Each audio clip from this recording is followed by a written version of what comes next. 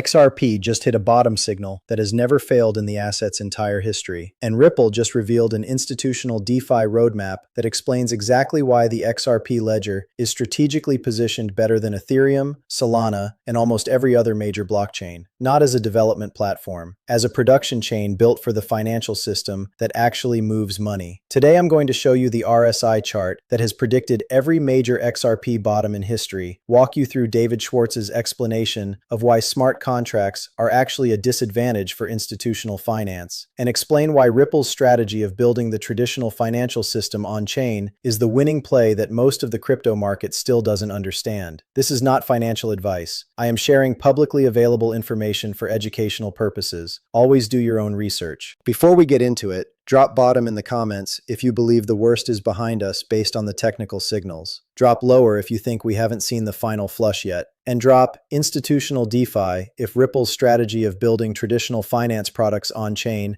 is what has your attention most. I want to see where this community's conviction sits right now. Welcome back. I am the Calm Analyst. Around here, we follow the structural signals that price hasn't caught up to yet. Today, we're covering the RSI bottom signal, Ripple's institutional DeFi roadmap from Community Day, why smart contracts are not the advantage everyone thinks they are, and what all of it means for XRP's positioning in the next phase of this market. Let's get into it. Let me start with the news that dropped this week. Brad Garlinghouse was just confirmed for the CFTC Innovation Committee. Now, there were a lot of cryptocurrency leaders included in this. I'm not going to pretend Ripple was the only one, but the significance of this for anyone who's been in this space for more than a couple of years is hard to overstate. A few years ago, the SEC was actively trying to kick Ripple and XRP out of the United States. The lawsuit was filed, exchanges delisted. The narrative was that XRP might be banned entirely, and now the CEO of that same company is sitting on a CFTC Innovation Committee advising the government on cryptocurrency policy. The trajectory is unmistakable, from lawsuit defendant to regulatory advisor, from existential threat to industry leader. And that shift didn't happen by accident. It happened because Ripple spent years building the relationships, the compliance infrastructure, and the political capital to position themselves exactly where they are now. For someone like me who watched this space when it looked like crypto might be banned entirely in the US, watching Garlinghouse go from being sued by the government to advising the government is one of the most remarkable turnarounds I've ever seen in any industry. And it continues to validate what we've been tracking. The fundamentals have never been stronger, the regulatory positioning has never been better, and the price has never been more disconnected from both. If that disconnect between fundamentals and price is what's been frustrating you, smash that like button. Because that disconnect is not a bug, it's the opportunity, and I'm about to show you exactly why. Now let me talk about what David Schwartz revealed at Ripple Community Day, because this is the most important strategic insight that has come out of Ripple's leadership in months, and it completely changes how you should think about the XRP ledger versus Ethereum and Solana. Here's the core thesis. We are at 0.1% of assets deployed into DeFi compared to what we'll see in the next 5 to 10 years. Most of the DeFi activity we see today, meme coins, NFTs, perpetual futures, leverage trading, has nothing to do with what institutional DeFi will look like. Those are experimental features on development platforms. They are not the products that move trillions of dollars. The crypto world has been operating under a massive misconception that the XRP ledger missed DeFi because Ethereum and Solana captured all the TVL and the trading volume,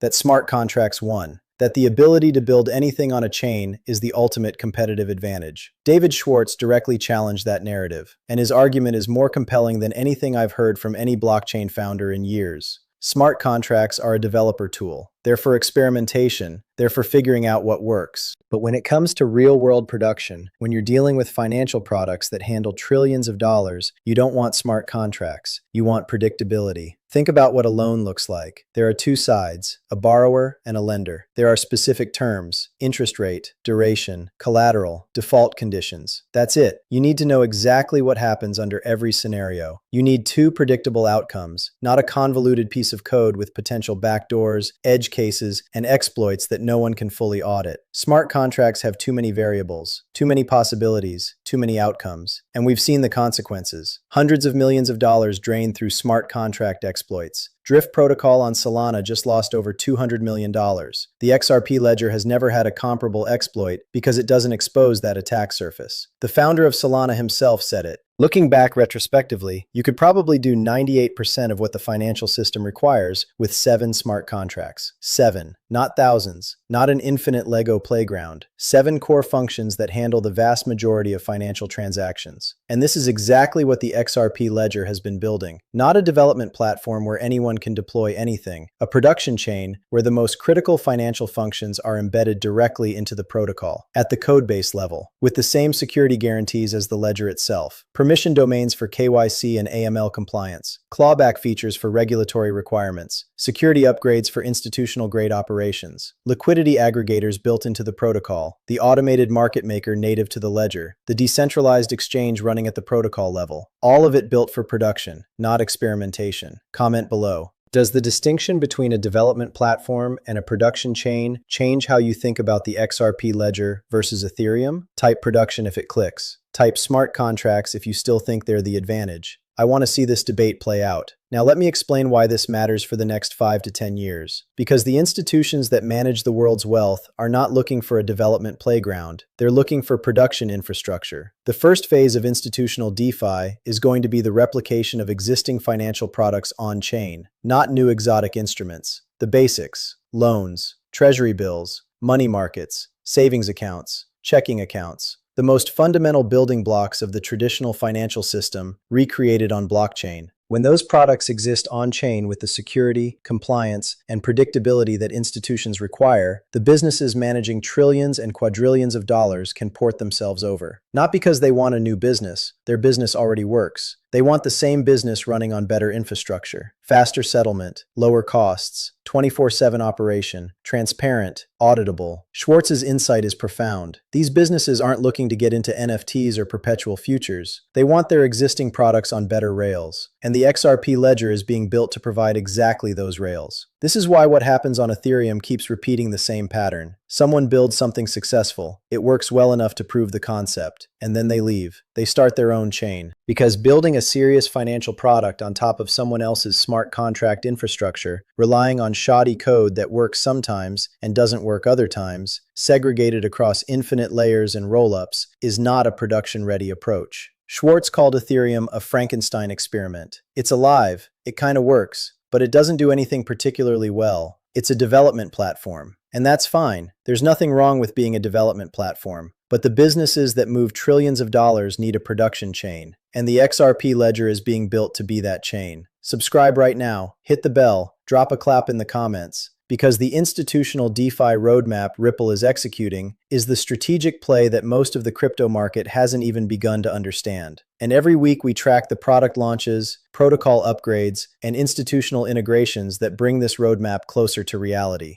Now let me show you the bottom signal, because the technical picture is confirming what the fundamentals have been saying for months. On the monthly chart, XRP's RSI has reached a level that has historically marked every single major bottom in the asset's history. Not most of them, every single one. Every time XRP has dropped into this RSI zone on the monthly time frame, it was a generational buying opportunity. Not sometimes, every time. There has never been a single instance where buying XRP at these RSI levels was the wrong decision over any meaningful time horizon. And right now, the RSI is showing signs of a V-bottom recovery, starting to turn upward from the oversold zone. The pattern that has preceded every major rally in XRP's history is forming again. Could there be one more flash crash? One last shakeout? Yes, that's always possible. The RSI can give a head fake before the final flush, but the data is clear. When XRP reaches these levels, it rarely stays there long. And every single time it has, the subsequent move upward was significant. Now layer the technical bottom signal on top of everything else we've been tracking. The commodity classification, the 7 live ETFs, the $1.44 billion in inflows, the SWIFT certification, the $13 trillion Ripple Treasury pipeline, the DTCC listing, the OCC charter pathway, the Clarity Act targeting April, the FDIC ruling on tokenized deposits, the global M2 expansion, the whale accumulation during the dip, the declining exchange reserves, the RLUSD flywheel accelerating, every fundamental signal pointing up, every institutional signal pointing up, every regulatory signal pointing up, every macro liquidity signal pointing up, and now the technical signal on the monthly RSI confirming what everything else has been saying. The fundamentals are diverging from price, and in markets,